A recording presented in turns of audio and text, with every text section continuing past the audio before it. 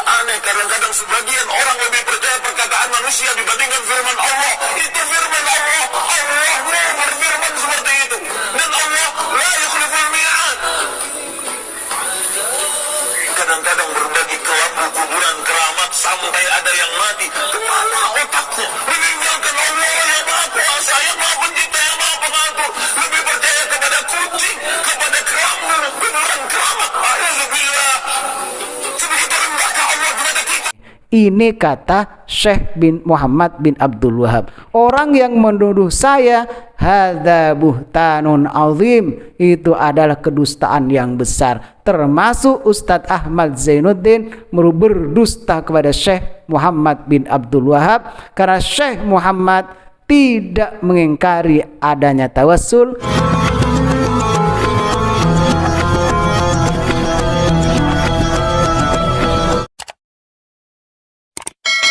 Assalamualaikum warahmatullahi wabarakatuh.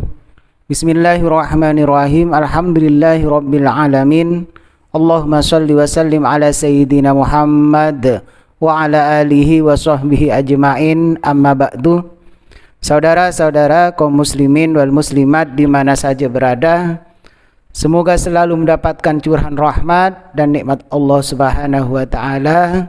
Semoga hati kita digirahkan, diberikan semangat untuk selalu melakukan amal-amal yang soleh. Pada kesempatan kali ini saya akan menanggapi atau merespon Ustadz Salafi Wahabi yang sering berteriak-teriak. Kalau ngisi ceramah atau fatwa selalu berteriak-teriak kayak mengejar pencuri. Orang yang tawassul dikatakan syirik, yaitu Ustadz Ahmad Zainuddin. Ustadz Ahmad Zainuddin mengatakan bahwa orang yang bertawassul dengan orang-orang yang soleh, dengan orang-orang yang ada di kuburan atau kepada ahli kubur, yang dimana ahli kubur adalah orang-orang yang soleh, dijadikan mutawassil bih, dijadikan alat atau pelantara sebagai tawassul, kata Ustadz Ahmad Zainuddin adalah syirik. Apa yang dijadikan landasan atau dalil dari Ustadz Ahmad Zainuddin? Ustadz Ahmad Zainuddin menjadikan dalil firman Allah, ud'uni astajib lakum. Ustadz, Anda menjadikan dalil harus disesuaikan dengan masalahnya, dengan peristiwa yang terjadi, bukan seenaknya sendiri. Jadi kalau ingin menjadikan dalil atau mencari referensi, maka lihat dulu apa masalahnya, apa peristiwa yang terjadi. Maka di situ perlu belajar kaidah fikih. Kaidah fikih mengatakan al-hukmu yaduru ma'al illah wujudan wa adaman. Hukum itu berlaku, hukum itu beredar tergantung bagaimana ilatnya, tergantung bagaimana masalahnya. Kalau sudah ada masalah, carikan bagaimana keputusannya. Lihat di dalam Al-Quran atau kembali kepada hadis, ijma' dan qiyas. Kalau Anda, Ustadz Ahmad Zainuddin, menjadikan referensi dengan firman Allah sebagai referensi tawassul tentang larangan tawassul, yakni firman Allah ud'uni astajib lakum, itu tidak sesuai Ustadz. Tidak seperti itu, dalilnya bukan itu. Ud'uni astajib lakum, berdoalah kalian kepadaku, kepadaku astajib. Kenapa dibaca jazm? Karena jawab dari fi'il amar. Astajib lakum, maka aku mengabulkan permintaan kalian. Jadi kalau ayat ini dijadikan referensi tentang pelarangan tawassul, ini tidak nyambung. Coba Anda pikir, renungi, telaah ayat itu. Adakah larangan tentang tawassul? Orang yang bertawassul, Ustaz, itu tetap berdoa kepada Allah, minta manfaat kepada Allah, ingin terhindar dari musibah juga minta kepada Allah, bukan minta kepada selain Allah.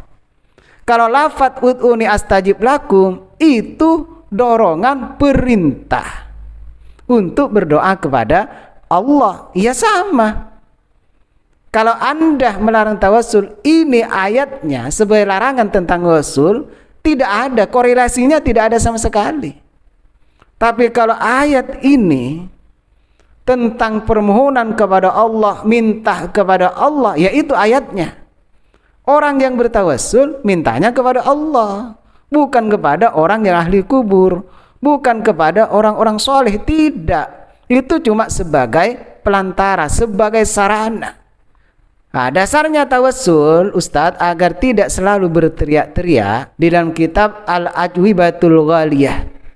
Ini kitabnya, saya baca.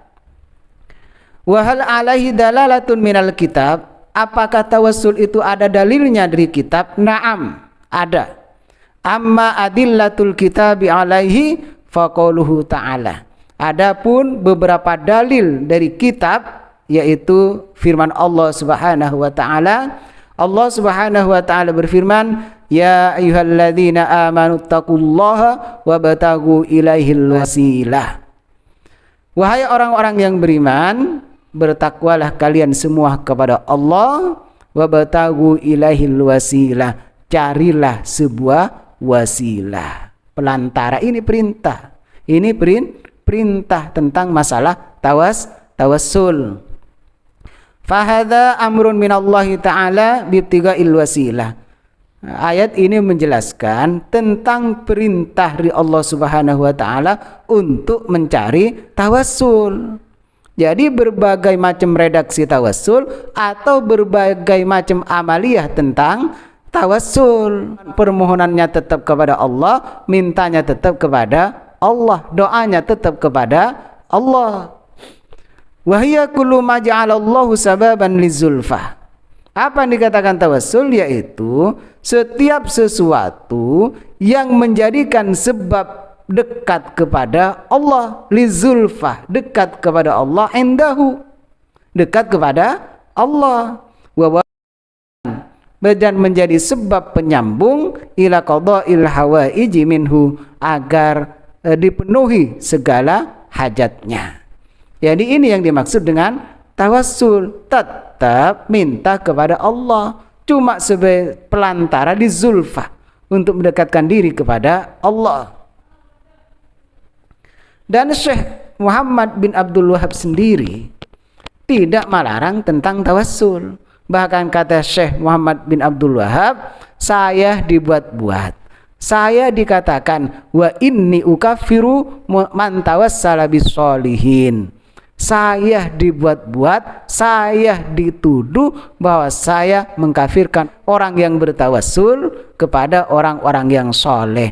Ini kata Syekh bin Muhammad bin Abdul Wahab. Orang yang menuduh saya, hadza buhtanun azim, itu adalah kedustaan yang besar. Termasuk Ustadz Ahmad Zainuddin berdusta kepada Syekh Muhammad bin Abdul Wahab, karena Syekh Muhammad tidak mengingkari adanya tawassul, tidak melarang tentang tawassul.